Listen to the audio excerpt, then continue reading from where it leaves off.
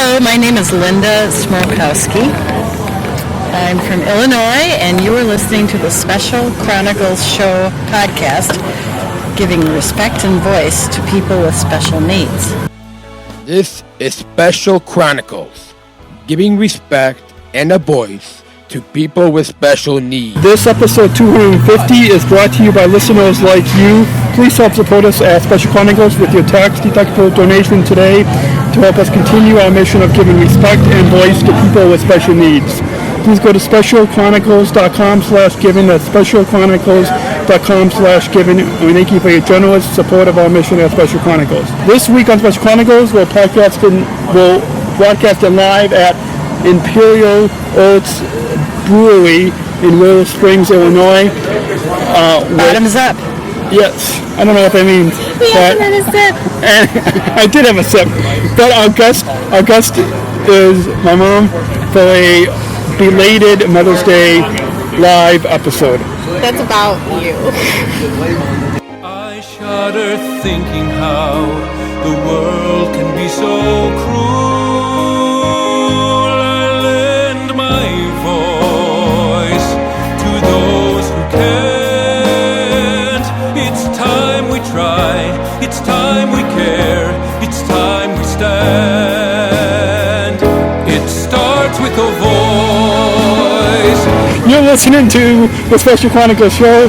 I guess this is a show where podcasting disability stories from an insider's perspective. We are giving a voice to people with special needs. Good afternoon. It is good. Good afternoon, good evening. Good morning, good afternoon, and good evening. Welcome back to the Special Chronicles Show podcast. My name is Daniel. I'm your host and founder of Special Chronicles. So good to be back behind the mic. And joining us today is, back on the show is my mom. Linda, as previously stated. That was in the intro. The intro of the show. But now we're actually in the show. And Well, in that case, I'm still Linda Smrokowski from Illinois. yeah, and we're sitting in front of, we're sitting outside of the Imperial Brewery, Imperial Oaks Brewery. I've already had a couple sips. So, You're not drunk.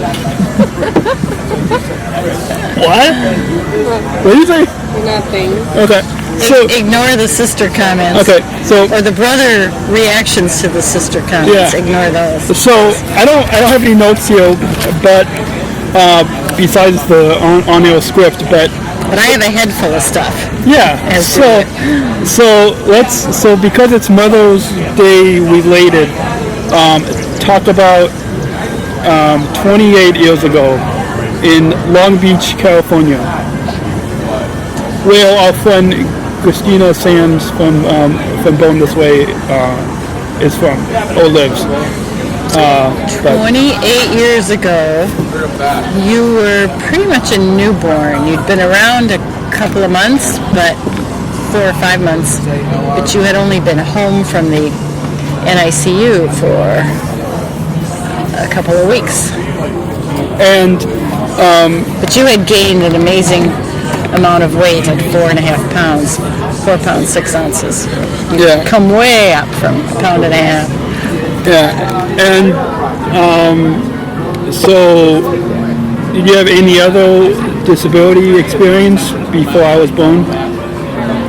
I would say none, really.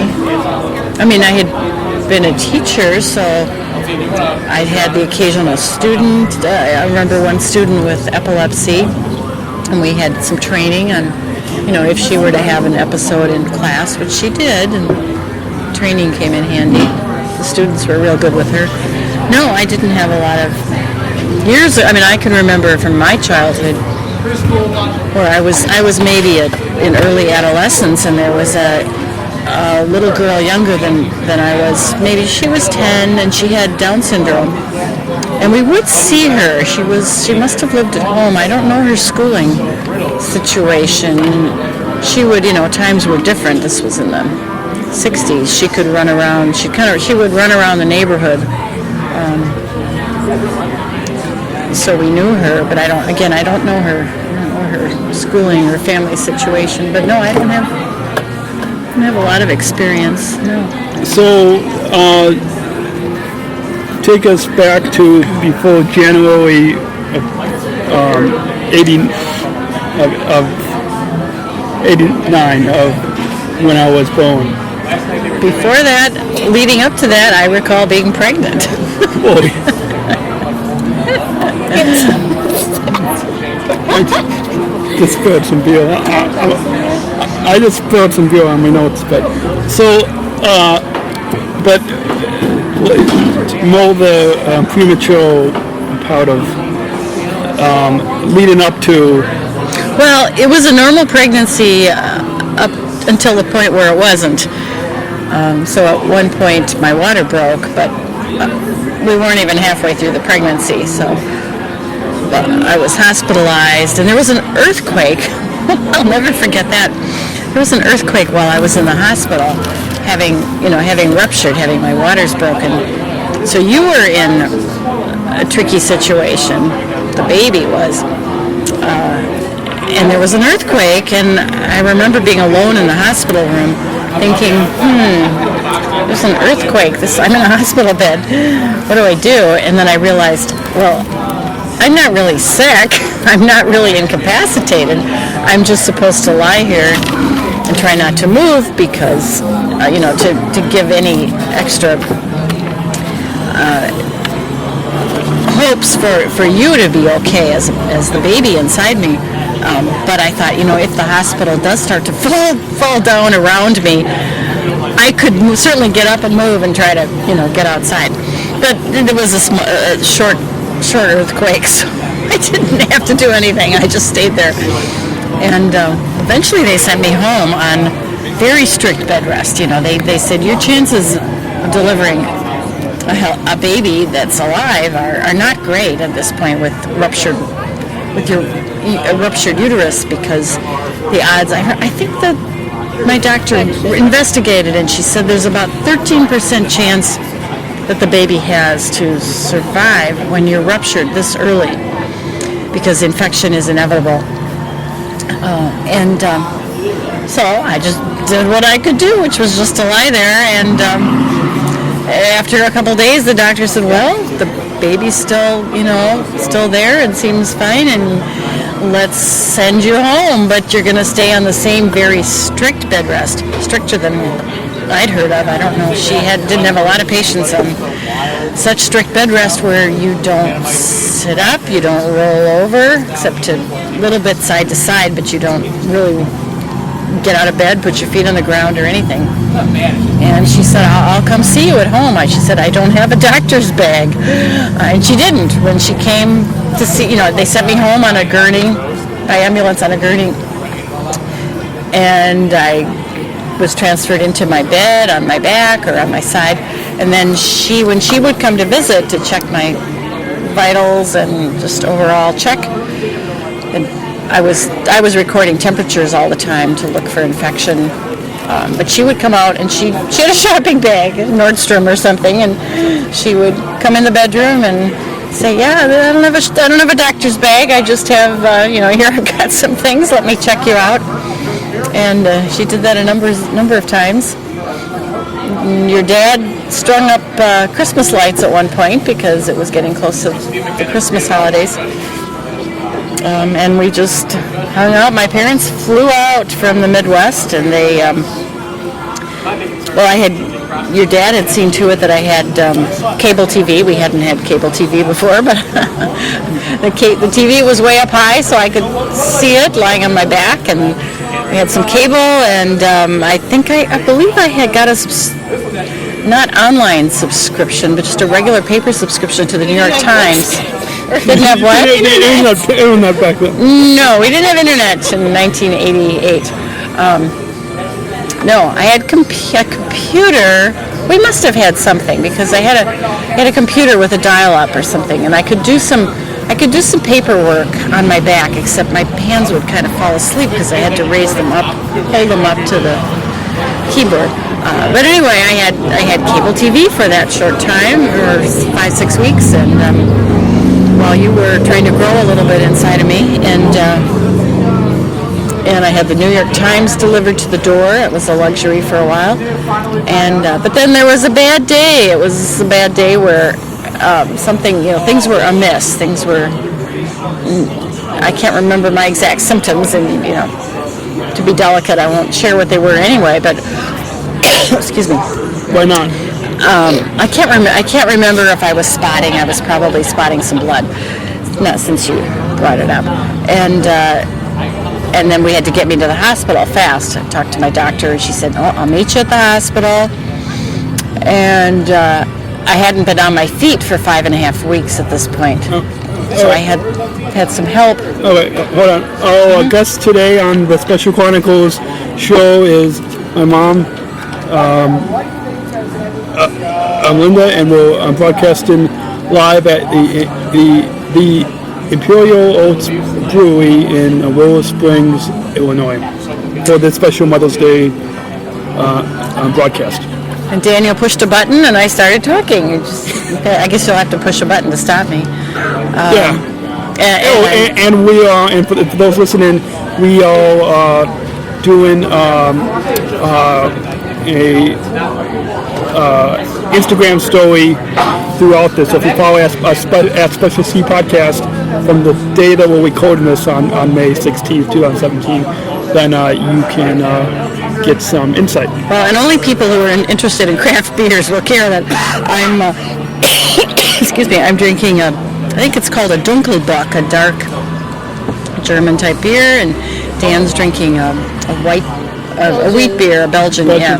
It's kind of light, and Caroline, his sister, has a... My Way or the Highway. Yeah, my book, which I can't remember exactly what type of German beer that is, but the beer is delicious. Excuse me, tickle. Excuse me.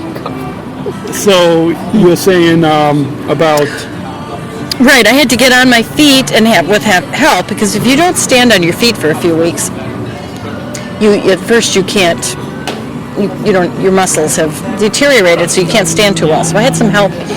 Your dad and my parents had come, and they were helping feed me and take care of me hygienically, and they were, and psychologically. So there were at least my parents and your dad, Daniel, who helped me get to the car. And then we drove to the hospital, met the doctor, I guess, in the ER. And then I was admitted. And then, they were thinking it was your heartbeat. That was fine. Let's see, how was that? They were thinking it was my heartbeat. That was fine. And then they realized, that's not the mother's heartbeat. That's the baby's heartbeat. It's really slow, because an adult, heartbeat is a lot slower than a fetus or a newborn baby. So this heartbeat is way too slow. This baby's in distress. Infection had eventually run its course, and pardon me for coughing. So the doctor said, we got to do a C-section right away. We're on the wrong side of the hospital, or we're not right by the ER. I guess she broke her record, because she somehow got me. I had been prepped, because when they started listening to heartbeats, they started prepping me for surgery, and they said, we got to get you down the hall and around and over to ER, or the OR, and get you in surgery and deliver this baby. And by that time you were under 26 weeks, so you were 25 and something. So you were, about less than 5 2/3 month, I believe you were. You had somewhat of a chance, but it wasn't good. And at some point they said white males, babies have excuse me, white male babies have a harder time of it. Yeah. And wimpy white boys, they sweat the noses with it.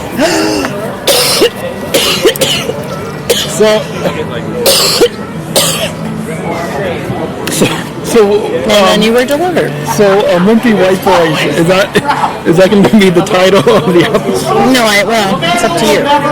So, if you want to embrace that. Yeah, no. So,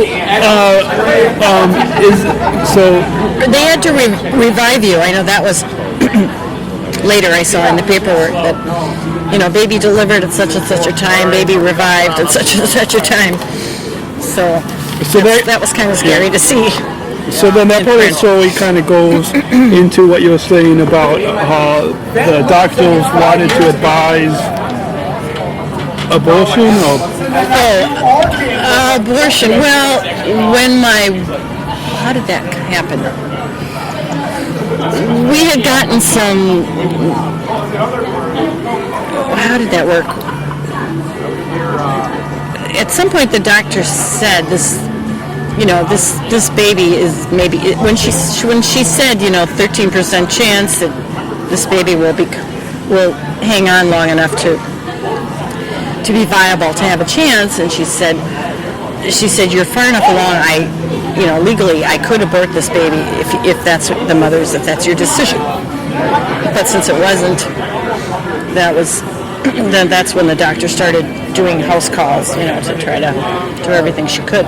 But she said, the baby is not my patient at this point. She said, only you, the mother, are my patient, because I have to make sure that the baby inside of you doesn't the infection doesn't take over. And this sounds horrible, just disgusting to say, but the doctor said, we have to make sure that your uterus is not abscessed, which can be catastrophic to the mother.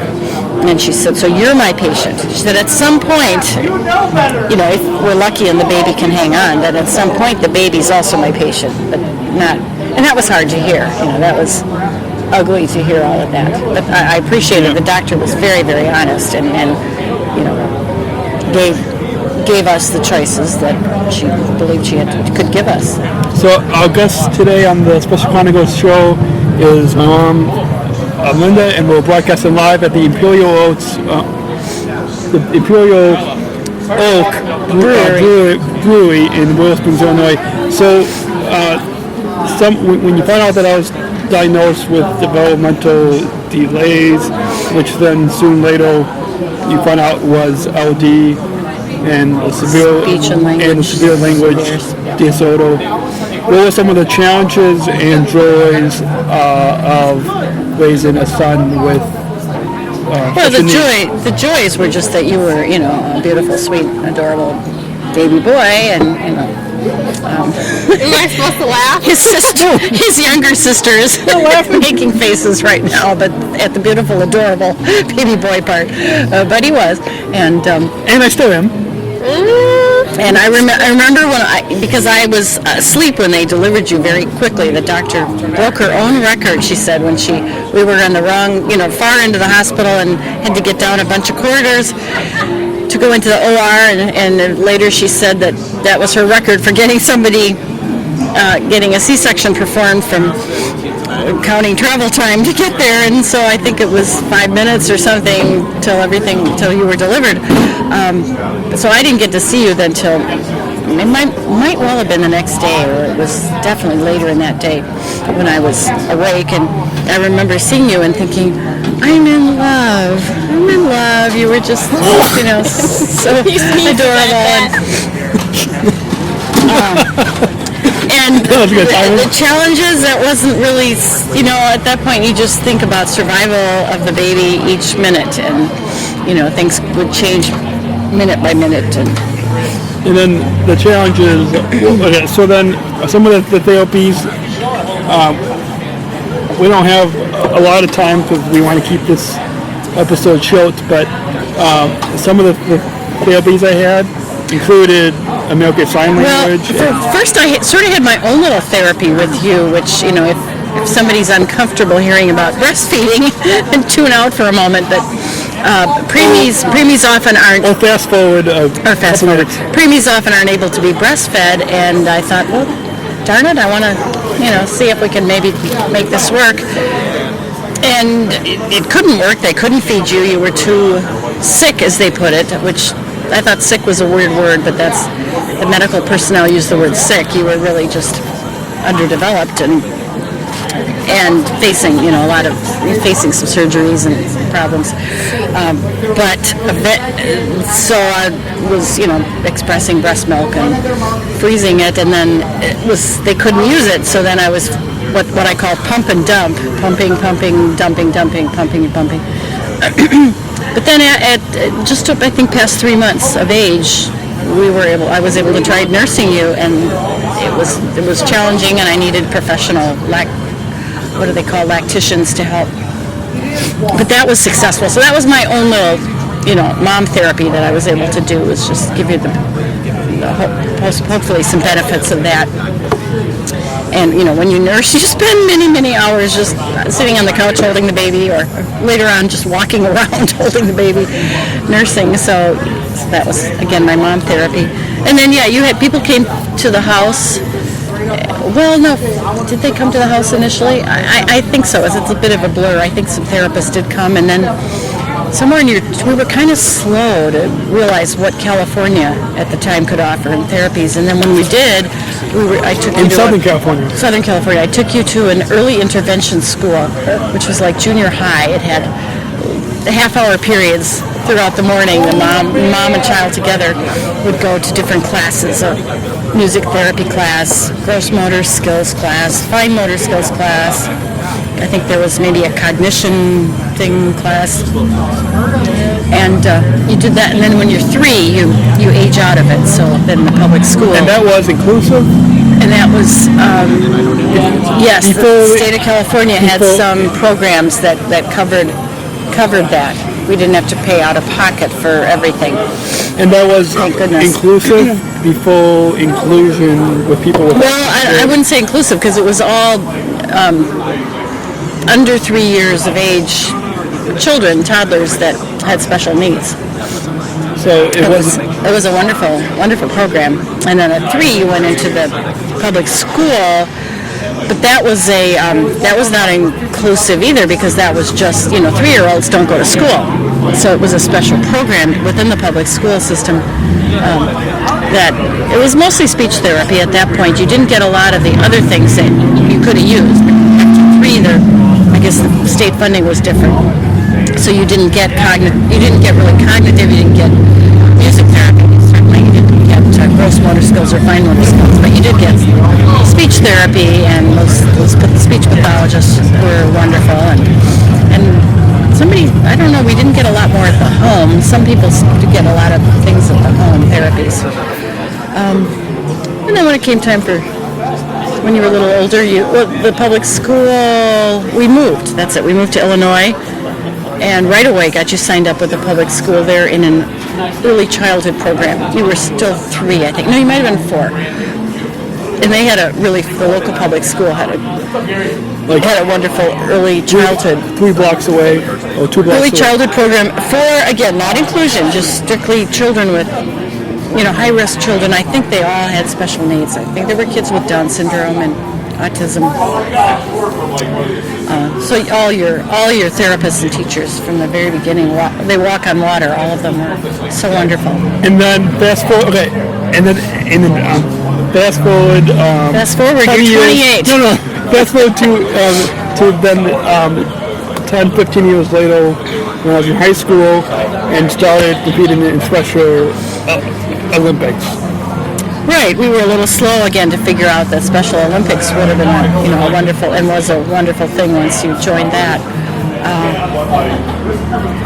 Your dad and I didn't rush to sign you up for things that emphasized your special needs. We held back on sometimes looking into things because we were doing our own inclusion, and then somebody would say, there's a really great. In the earlier elementary grades, someone said, the public school, we were in Catholic school, and someone said, the public school, the teacher, in fact, she said, the public school can have wonderful services through special education. And the IEP. And the IEP process, the individualized education plan. So then we transitioned over to public school to get so you could get special ed. And the same thing then happened later. I guess you were high school age with Special Olympics. One of your teachers said, Special Olympics, you should look into it. Dan could do have a lot of different opportunities there and social outlet. So now, as we come to a close, our guest today on the Special Chronicles show is my mom, Linda. We're broadcasting live at Imperial Oak Brewery in Willow Springs, Illinois. And somebody in the background here in the silent audience is his sister, youngest sister. Yeah, she's being very patient. Yeah. So, as we come to a close, because this is a special Mother's episode, and we talk about the first time of when you became a mom, but kind of maybe share more from a special needs mom perspective. A, did you consider yourself, like throughout those early years and even up to today, do you consider yourself a special needs mom? Yes. Yes, because you were, as all the hospital personnel put it, you were at risk for developmental delays. And then once you were, sent home at the age of, I guess, 3 months, then, we knew we needed some therapists to help. And so I remember, driving around with you a little bit to certain therapies. A few things came to the house, but we mostly drove to places. A number of funded differently by the state, by private, the Shriners, or not, I guess they were the Scottish Rite, kind of like Shriners or Masons. They had a program we took advantage of. And so driving you around. And you were also having a lot of medical things at the time. I don't think you were what they'd call medically fragile. You didn't have a tracheostomy, but you definitely had medical problems I won't go into, but we were running to the doctor all the time, and then we were running to therapies, and sure. So I didn't have much of a support group. We didn't know a lot of other families with a child with special needs, but was there anyone? Any from like back in Long Beach, California? Not so much until we got till you were closer to 4, and we got to Illinois, and then in that early childhood in the public school, we met some other families. And that put things in perspective. One of the first families had a child who did have a tracheostomy, and he was very medically fragile, and so we met him through the public school early childhood.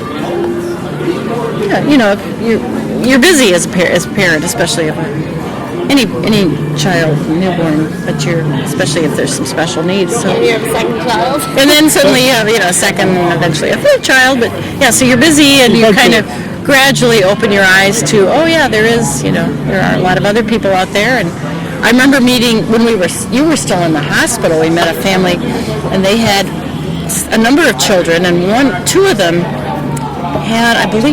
had spina bifida. I think that's what it was. Well, one was a preemie, and the other one maybe had spina bifida. So they had two quite seriously disabled children. And at the time, the health insurance was such that they couldn't get health insurance for these children. So in the early stages, I believe the state of California had some programs they qualified for. But then the mother was very underemployed at McDonald's, and the father, too, was underemployed in some job. And they could not leave those jobs because they had some employer-based health insurance. There were just no other options for them. They had these two severely disabled children, and they were stuck in these, really entry-level jobs, and the parents were in their 40s, I believe, if not older. Probably in their 40s. Two seriously disabled children and other children, and I remember that was eye-opening. So there was a community, and I did not have the greatest hardships compared to some other folks.